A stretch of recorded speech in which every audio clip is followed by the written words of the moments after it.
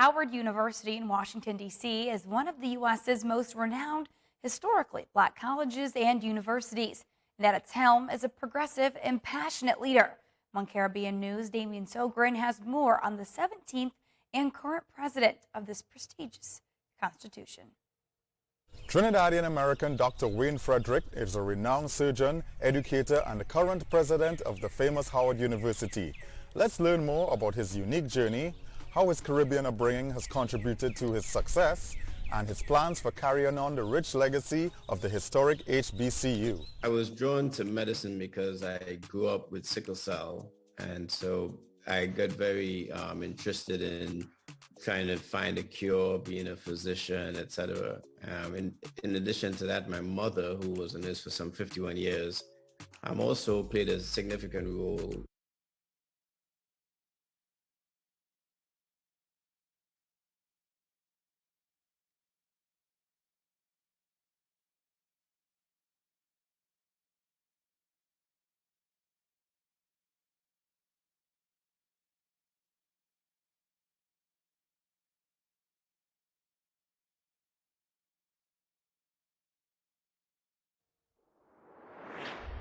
Welcome back. Well, Howard University in Washington, D.C. is one of the U.S.'s most renowned historically black colleges and universities. And at its helm is a progressive and passionate leader. Today, our One Caribbean News, Damian Sogren, has more on the 17th and current president of this prestige institution. Trinidadian American Dr. Wayne Frederick is a renowned surgeon, educator, and the current president of the famous Howard University. Let's learn more about his unique journey, how his Caribbean upbringing has contributed to his success, and his plans for carrying on the rich legacy of the historic HBCU. I was drawn to medicine because I grew up with sickle cell, and so I got very interested in trying to find a cure, being a physician, etc. In addition to that, my mother, who was a nurse for some 51 years, also played a significant role.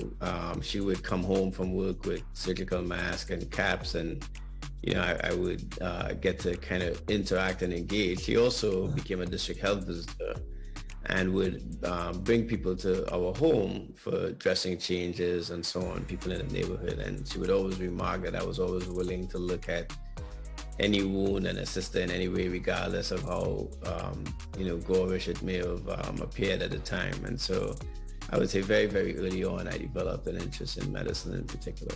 The now president of Howard University shared that although as a student he lacked involvement in student organizations and the politics of academia, he developed a great passion for the institution. What I did do over the course of my matriculation at Howard was fall deeply in love with the place. Just really developed a clear understanding for Howard's mission and a clear commitment, to see Howard University thrive. So I was extremely humbled by the opportunity. At the same time, I recognized the sacred obligation I had to build on Howard's legacy and to also build even a new legacy as Howard moved forward.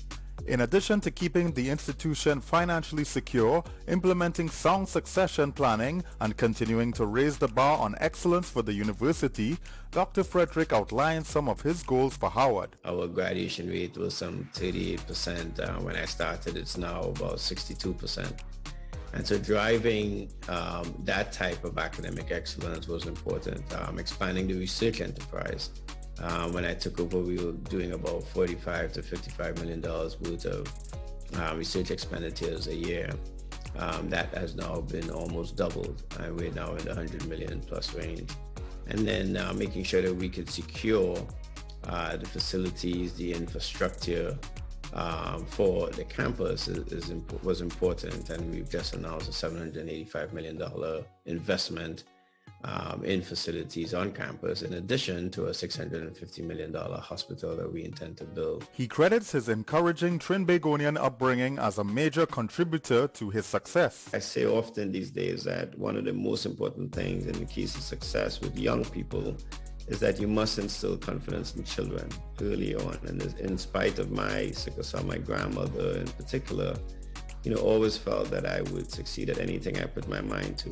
And I think that was extremely important, having her confidence behind me was very, very important. So I give a lot to, my Trinbagonian roots. I also think the communal type of living that I had growing up in a neighborhood where you knew everyone by name and where people were very supportive of your pursuits was also very helpful. Dr. Frederick shared his feelings on being a recent recipient of TNT's highest honor, the Order of the Republic of Trinidad and Tobago. Extremely humble. I mean, I remember growing up in primary school and doing social studies and learning the names of luminaries who received those awards, and never once thinking as I read those names that I would be among that group of people. So it was extremely humbling. He shared one final message about his alma mater and the university he now leads, which was once described by legendary Caribbean Prime Minister Eric Williams as the Black Oxford. As a student, I was pretty quiet,